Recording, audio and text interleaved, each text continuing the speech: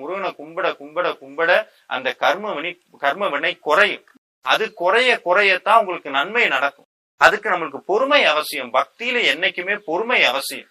நீங்க அந்த பக்தியோட அடையாளம் என்னன்னா, நான் சாமி கும்பிட்டேன் எனக்கு நல்லது நடந்துருங்கிறதல்ல. இது முருகனை கும்பிட கும்பிட எனக்கு இந்த பிரச்சனை ஏன் வந்ததுங்கிற காரணம் உள்ள தெளிவாகும். இதனாலதான் வந்தது. பொறுமையா இருக்கும். எப்பேற்பட்ட சிக்கலும் எப்பேற்பட்ட வழியும் ஒரு நாள் குறையும். வைரமுத்து சொல்வார், எவ்வளவு பெரிய மலைக்கும் கடைசி துளி என்று ஒன்று உண்டும்பர். அது மாதிரி எவ்வளவு பெரிய கஷ்டத்துக்கும் கடைசின்னு ஒண்ணு இருக்கு. அது இந்த ஆத்மா பக்குவப்பட வரும். அதுக்கு பொறுமை அவசியம். 2 நாள் பூஜை பண்ணிட்டு 3வது நாள் இது நடக்குது, 3வது நாள் சோதனை வருது.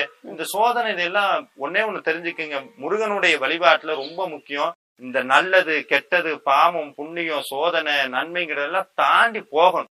24 மணி நேரம் என்னைக்குமே மனுஷனுக்கு ஒண்ணு கிடைச்சா பத்தாதே.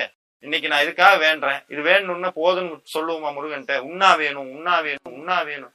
மனசு அப்படி கேட்டுக்கிட்டே தான் இருக்கும். என்னைக்கு ஒரு மனுஷனுக்கு தேவைன்னு ஒண்ணு பிறக்குதோ கூடவே துன்பம்னு ஒண்ணு வந்துதான் தீரும்.